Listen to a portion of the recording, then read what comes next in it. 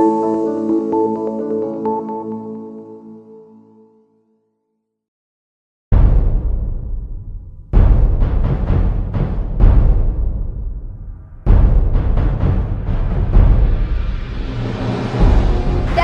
edilən xəbərdarlıq və çağırışlara baxmayaraq bəzi piyadalar yol hərəkəti qaydalarına biganə yanaşır.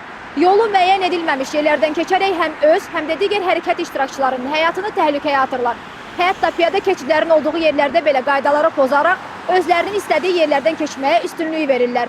Piyadaların səhvi ucbatından baş verən ölüm hadisələrinə görə sürücülərin məsuliyyət daşıması məsələsi isə ictimaiyyət arasında ciddi mübahisə mövzusu olaraq qalır.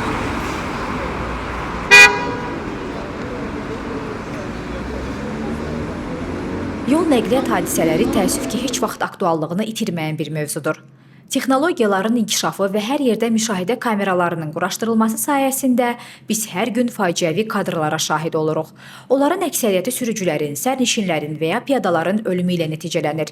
Əksər hallarda qəza deyəndə ağlımıza avtomatik olaraq sürət həddini aşan və ya diqqətsiz olan günahkar sürücü obrazı gəlir. Maraqlıdır, bəs bu mövzuda məsuliyyət həmişə yalnız sükan arxasında olan şəxsin üzərinə mi düşür? Biz bu məsələ ilə bağlı həm sürücülərin, həm də piyadaların fikirlərini öyrənməyə qərar verdik. Sorğuya cavab verənlərin fikirlərinə görə həm sürücülər, həm də piyadalar qarşılıqlı olaraq bir-birlərini daha ayıq-sayıq, diqqətli olmağa çağırdılar. Eləcə də yol polisini qayda pozucularına nəzarəti gücləndirməyə səslədilər. Məktəblərdə yol hərəkəti qaydalarının tədrisi ilə bağlı fənlərin tətbiq edilməsini təklif edənlər də oldu. Hətta hər şeydə türk seriallarını günahlandıranlar da tapıldı. Hamısını hələ sürücünün boynuna qoymaq olmaz da. Hamısını da qoymaq olmaz sürücünün boynuna. Mən bir də onu bilirəm. Bir də ki, peşəxod da ayıq olmalıdır da. Başqaca da ne deyim? Bu piyada keçidlərində baş verən problemlərlə bağlı vaxtilə polis əməkdaşları hər peşəxodda dayanırdılar piyada keçidlərində, cərimə yazırdılar. Mənim fikrim o ki, onlar yenidən qayıtsalar hər şey düzəlir. Çünki bu cərimələr təbliğ olunanda avtomatik piyadalar keçidlərdən keçirdilər, öz həyatlarına fikir verirdilər. Amma indi baxırsan kim hardan istədi keçir, bu da ölümlə nəticələnir, ya təhlükə ilə nəticələnir. Sürücüyə də ziyandır, piyadaya da. Əlbəttə piyadanın səhv ucbatından baş versə də sürücü məsuliyyət daşıyır. Yəni bu da doğru şey deyil. Məncə bunun səbəbi ehtiyatsızlıqdan, yüksək sürət sürməkdən, bir də məsuliyyətsizliklə də, yəni sürücü təcrübəsizliklə məncə irəli gəlir. Piyadalar tərəfindən də onu deyə bilərik ki, lazım olmayan, keçid olmayan yerlərdən keçmələri, zatları həyatları üstə təhlükəli yaradır. Yəni yerində məsuliyyətsiz, piyada məsuliyyətsizliyinə yarana bilər məncə. Bu savadsızlıqda əsasən səbəbləri hamısını. Ona görə ki, yol hərəkəti haqqında qanun bugün sosial məsələdir. O təkcə sürücülərə aid deyil, elə də vətəndaşlara aiddir. Ona görə də mən neçə dəfələrlə təklif etmişəm ki, yol hərəkəti qaydaları məktəbdə tədris olunmalıdır. Hər bir məktəbli də bilməlidir, vətəndaş da bilməlidir, sürücü də bilməlidir ki, yolu necə keçmək lazımdır, nə tər eləmək lazımdır, itədərli. Bunları olmamağı son nəticədə buna gətirir. Məsələn, özüm şahidiyəm.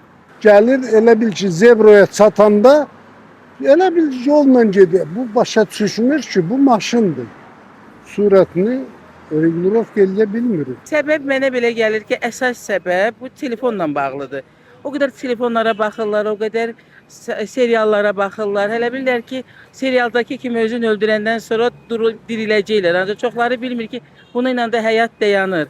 Əsas mənə belə gəlir, problem bundan gəlir. Qəzaların səbəbi insanların o işıqfor qaydalarına riayət etməməsi ilə daha çox bağlıdır.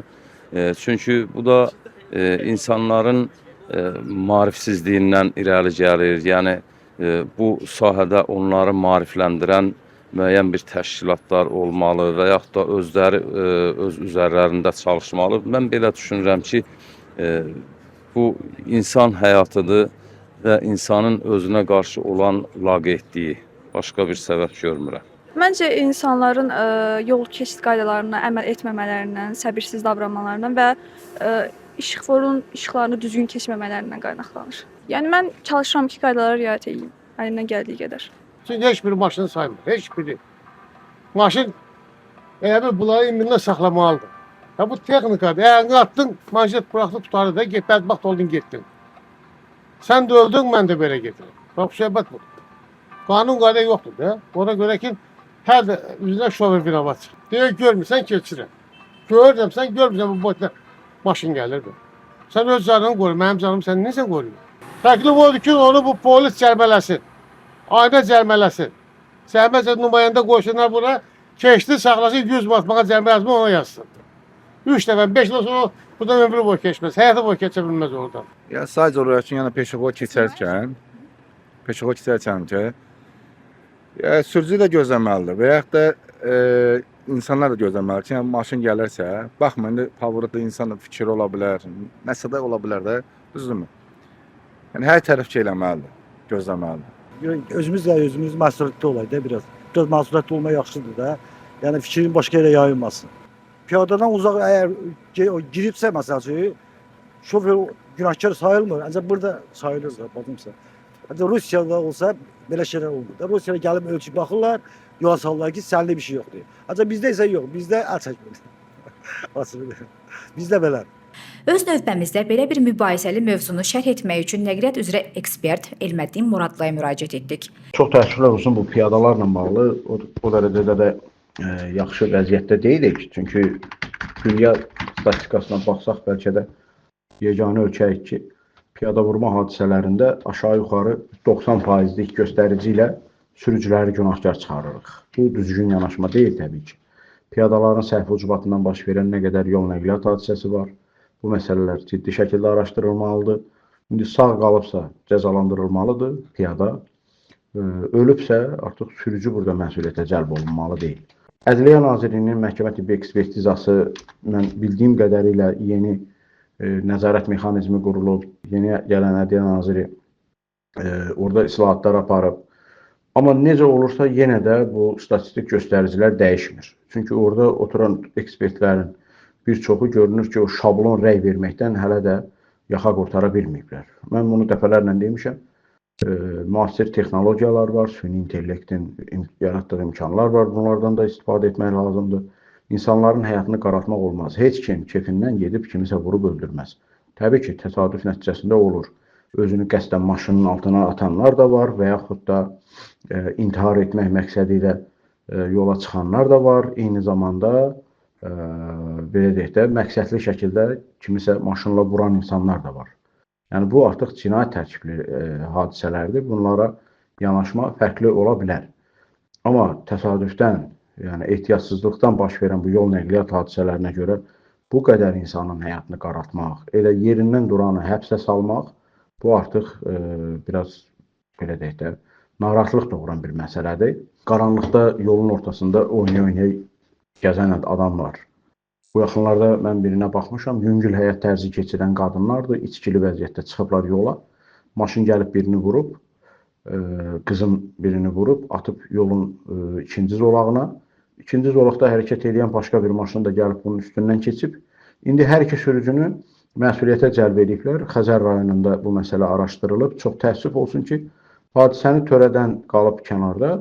İndi ikinci maşının sürücüsü, yəni sonradan həmin şəxs ki, o vurulan şəxsin üzərindən keçib maşınla, onu məsuliyyətə cəlb edirlər ki, birinci adam vuranda bu adam ölməyəcəkdir. Sən ikinci dəfə sən üstündən keçmirsən, ona görə də bu ölüb. Belə absurd yanaşma olarmı? Belə yollarla insanı, yəni belə deyək də, ömürlük şikəst eləmək olarmı? Yəni bu qəza baş verib, başa düşdük, bu bir dərddir. Orada onsuz da bir nəfər ölüb. Bu bir nəfərində ancaq çalışırıq ki, məhkumluq yazılsın həyatına. Mən düşünürəm ki, bu məsələlərə yanaşma dəyişilməlidir. Beynəlxalq standartlara baxmaq lazımdır ki, yol nəqliyyat hadisələrinə rəy necə verilir. Və bu məsələdə istintaq araşdırmaları mən düşünürəm ki, bir müstəqil qurum tərəfindən həyata keçirilsə, bəlkə yaxşı nəticə əldə edə bilərik. İndiki halda bu vəziyyət heç də normal deyil. Yanaşma normal deyil. Biz isə öz növbəmizdə xatırlatmaq istərdik ki, yalnız birgə səylərlə məsuliyyətə yanaşmanı yenidən nəzərdən keçirməklə və yollarda davranış mədəniyyətini yaxşılaşdırmaqla əsas məqsədə insan tələfatının sayını azaltmağa nail ola bilərik. Nəticə etibarilə yolda təhlükəsizlik hərəkətin hər bir iştirakçısının məsuliyyətindən asılıdır.